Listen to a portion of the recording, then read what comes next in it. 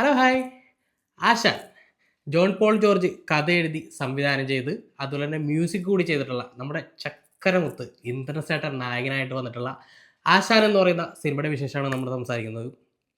ആശാൻ എന്ന് പറയുന്ന ക്യാരക്ടറാണ് ഇന്ദ്രൻസേട്ടൻ ചെയ്യുന്നത്. അദ്ദേഹം ആ സ്ക്രീനിൽ നമുക്കിങ്ങനെ കാണുമ്പോൾ തന്നെ നമുക്കൊരു ഭയങ്കര ഒരു സന്തോഷമൊക്കെ തോന്നും.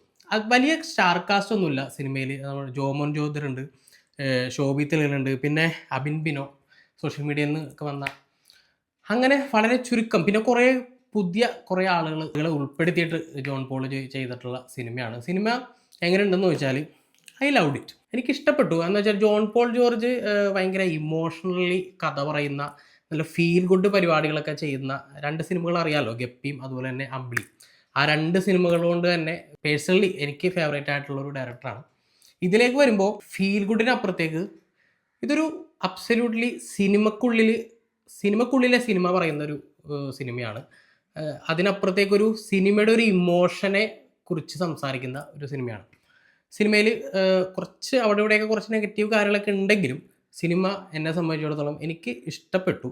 പ്രത്യേകിച്ച് പെർഫോമൻസ് ആണെങ്കിലും സിനിമയുടെ ഒരു ഒരു ഒരു ഒരു സ്ട്രക്ചർ പരിപാടി ഒരു പുതിയതാണ്. അത് നമ്മുടെ സിനിമ തുടങ്ങുമ്പോൾ എനിക്ക് തോന്നുന്നത് സ്ഥിരം ഒരു നമ്മൾ കണ്ടുവരുന്ന ഒരു ടെംപ്ലേറ്റ് എന്ന് വെച്ചാൽ കഥയുമായി ബന്ധപ്പെട്ട് സ്ഥിരം ഒരു ടെംപ്ലേറ്റ് പോലെ നമുക്ക് തുടക്കത്തിലൊക്കെ ഫീൽ ചെയ്യും. പ്രത്യേകിച്ചൊരു ഇൻ്റർവെല്ലിന് തൊട്ട് മുമ്പ് വരെയൊക്കെ അങ്ങനൊരു ഫീൽ വരും.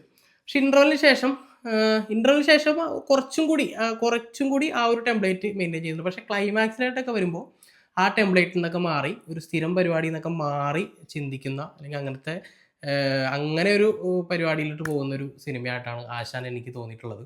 സിനിമയിൽ ഒരു നെഗറ്റീവായിട്ട് എനിക്ക് തോന്നിയിട്ടുള്ളത് ലെങ്ത്ത് ഇത്തിരി അല്ല, കുറച്ചധികം കൂടിപ്പോയോ എന്ന് എനിക്ക് തോന്നിയിട്ടുണ്ട്. കാരണം 2 മണിക്കൂർ 40 മിനിറ്റ് സിനിമയുണ്ട്. ഒരുപാട് സ്ഥലത്ത് ഈ സിനിമ അതിൻ്റെ എന്താ പറയുക, ആ സിനിമ പറയുന്ന ആ ഫീല് കുറയ്ക്കാതെ തന്നെ കുറേ സ്ഥലത്ത് ട്രിം ചെയ്ത് കട്ട് ചെയ്ത് ക്രിപ്സി ആക്കിയിരുന്നെങ്കിൽ കുറേയും കൂടി രസമാകുമായിരുന്നു. കാരണം ഒരു ഇൻ്റർവെല്ലിന് ശേഷം ഇൻ്റർവെൽ വരെ നമുക്ക് ഭയങ്കരമായിട്ട് എൻഗേജ്ഡ് ആയിട്ടുള്ള കുറേ നല്ല കോമഡീസും കാര്യങ്ങളൊക്കെ ഉണ്ട്.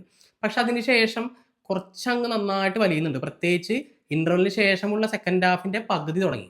അവിടെ തുടങ്ങി സിനിമയുടെ മൂഡ് മാറുകയാണ്. അപ്പോൾ അതിനനുസരിച്ച് സിനിമ അത് കാണിക്കേണ്ടത് തന്നെയാണ്. പക്ഷേ അവിടെയൊക്കെ കുറച്ചും കൂടി ഒന്ന് കട്ട് ചെയ്ത് ക്രിപ്സിയാക്കി കാണിച്ചിരുന്നെങ്കിൽ, അല്ലെങ്കിൽ അതിന് തൊട്ട് മുമ്പുള്ള സാധനങ്ങളൊക്കെ കുറച്ച് ലെങ്ത് കുറച്ചിരുന്നെങ്കിൽ ഇത് ആ ക്ലൈമാക്സിലോട്ട് വരുമ്പോഴുള്ള ആ ഒരു വലിച്ചു നീട്ടലൊക്കെ ഒഴിവാക്കാമായിരുന്നു എന്ന് എനിക്ക് തോന്നി. അതാണ് സിനിമയുടെ എനിക്ക് തോന്നുന്നു ഒരു ഇത്തിരി കുറച്ചധികം വിഷമം ഉണ്ടാക്കുന്ന ഒരു കാര്യം. പിന്നെ എനിക്ക് തോന്നുന്നത് ഇത് നോർമലായിട്ടുള്ള ഓഡിയൻസിന് ഇത് എത്രത്തോളം കണക്റ്റ് ആവുമെന്ന് എനിക്കറിയില്ല. എനിക്ക് സിനിമ ഇഷ്ടപ്പെട്ടു. പിന്നെ എനിക്ക് തോന്നുന്നു കുറച്ചും കൂടി നന്നായിട്ട് ഇമോഷണലി കണക്റ്റ് ആവുന്നത് സിനിമയുടെ പുറകെ സഞ്ചരിക്കുന്ന കുറേ മനുഷ്യരുണ്ടല്ലോ. സിനിമയിൽ എന്തെങ്കിലും നേടണമെന്ന് പറഞ്ഞ് സിനിമ പാഷനായിട്ട് നടക്കുന്ന ഒരുപാട് ആളുകളുണ്ട് നമുക്ക് ചുറ്റും. അസിസ്റ്റന്റ് ഡയറക്ടറായിട്ടും ഒക്കെ എന്താ പറയുക, സിനിമയിൽ ചാൻസ് ചോദിച്ചും ഒക്കെ നടക്കുന്ന അസിസ്റ്റന്റ് ഡയറക്ടർമാർക്കൊക്കെ ഭയങ്കരമായിട്ട് കണക്റ്റ് ആവുന്ന ഒരു സിനിമയായിരിക്കും. കാരണം അവരുടെ ഒരു കഷ്ടപ്പാട്, സിനിമക്ക് പുറകിൽ അവരുടെ കഷ്ടപ്പാടുണ്ടല്ലോ, അത് മനസ്സിലാക്കി തരുന്ന ഒരു സിനിമയാണ്. അങ്ങനെ വെച്ച് നോക്കുമ്പോൾ എന്താ പറയുക, ആ കൂട്ടത്തിലുള്ള ആളുകളെ ഭയങ്കരമായിട്ട് ഇമോഷണലി എന്താ പറയുക കണക്റ്റ് ആക്കുന്ന ഒരു സിനിമയായിരിക്കും. സാധാരണക്കാർക്ക് ഇത് വർക്കാവും. പക്ഷേ ഈ ലെങ്ത് ഒരു പ്രശ്നമായിട്ട് വരുന്നതുകൊണ്ടുള്ളൊരു ബുദ്ധിമുട്ടുണ്ട്. പിന്നെ ബിബിൻ പെരുമ്പള്ളിയുണ്ട്. അതൊരു സിനിമക്കുള്ളിലെ സിനിമയാണെന്ന് ഞാൻ പറഞ്ഞല്ലോ. അപ്പോൾ ഒരു സൂപ്പർ സ്റ്റാറിൻ്റെ ക്യാരക്ടർ ചെയ്യുന്ന ഒരു ടിപ്പിക്കൽ സൂപ്പർ സ്റ്റാർ എന്ന് വെച്ചാൽ പലതും സ്റ്റാർഡം മുതലെടുത്ത് പ്രൊഡ്യൂസർമാരെ പറ്റിക്കുന്ന അങ്ങനത്തെ ഒരു സൂപ്പർ സ്റ്റാറിൻ്റെ ഒരു ടിപ്പിക്കൽ ക്യാരക്ടർ തന്നെ. പിന്നെ അപ്പുണ്ണി ശശി ഒരു പ്രൊഡക്ഷൻ കൺട്രോളർ ആണെന്ന് തോന്നുന്നു. അങ്ങനത്തെ ഒരു നല്ലൊരു ക്യാരക്ടറാണ് പുള്ളി ചെയ്തിട്ടുള്ളത്. പ്രധാനപ്പെട്ട അങ്ങനെ വലിയ സ്റ്റാർ കാസ്റ്റ് ഒന്നുമില്ല ഈ പറയുന്ന കൂട്ടത്തിലുള്ള. പിന്നെ കുറച്ച് പുതിയ ആളുകളൊക്കെയാണ് സിനിമയിലുള്ളത്. വിമൽ ജോസാണ് ക്യാമറ ചെയ്തിരിക്കുന്നത്. കിരൺ ദാസ് എഡിറ്റ് ചെയ്തിരിക്കുന്നു. പിന്നെ മ്യൂസിക് ജോൺ പോളിനെ കൂടാതെ ബാക്ക്ഗ്രൗണ്ട് സ്കോർ ചെയ്തിരിക്കുന്നത് അജീഷ് നന്നായിട്ട് വർക്ക് ചെയ്തിട്ടുണ്ട്. സിനിമയുടെ പല എന്താ പറയുക സീനും വേറൊരു സ്ട്രക്ചറിലേക്ക് മാറ്റാനായിട്ട് ബാക്ക്ഗ്രൗണ്ട് സ്കോർ നന്നായിട്ട് സഹായിച്ചിട്ടുണ്ട്. പ്രത്യേകിച്ച് ഫീൽ ഗുഡ് സമയത്ത് ആ ഒരു പരിപാടി.